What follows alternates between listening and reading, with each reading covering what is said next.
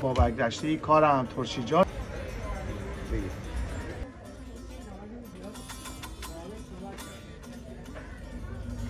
گردویی داریم، مخصوص داریم با اناری.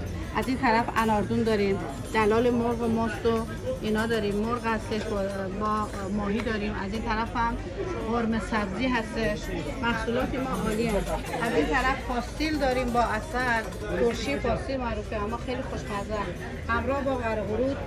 بعد محصولات دیگه هم آلوچی جنگلی داریم، را به انار داریم. از این طرف میرسیم اینجا به زیتون. اینا سیرای ما هستن، خیلی خوشمزه هستن با شیره خرما و انگور. از اون طرف سیر صدفی و گل سیر قرمز، گل سیر سفید. از این طرف هم میان به ترشیجات، ترشی اسپانیایی هسته و زیتونای گره شده و بی هسته و با هسته.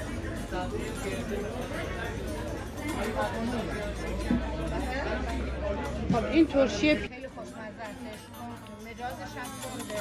از این طرف انبه داریم دو نوع، این خلالیشه و این هم کاملشه. و یه نوع دیگه هم سیر کبابی داریم که برای جاهای خوش که بوی دهن نمیاد، خیلی خوشمزه است با روغن زیتون. و انواع کلوچه و لواشک‌ها داریم، لواشک‌های اسلمایی داریم، لواشک‌های خونگی داریم، ترش و شیرین و ملس. بی نهایت خوشمزه. آلو داریم، گیلاس داریم، آلوچه جنگلی هستیم، اناردون، هر چی که بخوان اینجا. از تمر هندی بگو تا زغال‌اخته قرمز و نمیدونم آلو و گیلاس و هر چی بخوان، هر ترشی که بخوان داخل این مغازه هستیم.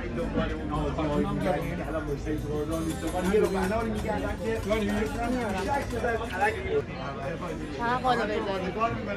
بعد میگه عمو اونی میخوای تو که میگی پشت میدوه چیزی پایتی اون پشتانه ولی من به برنج میدم برنج خوبه خیلی که 7 کیلو برده چه 5 کیلو برده سیر 5 کیلو نمیتونم چرا الان من بیشتر فکر نشون میدم همین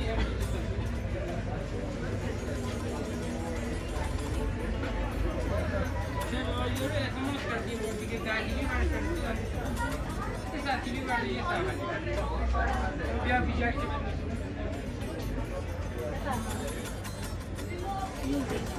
ما گرفتیش کار نکنم. چه پیچون دارم؟ چه پیچون دارم؟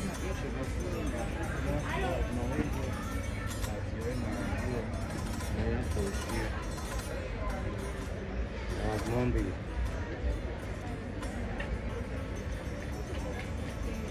دیوانه ما دیوانه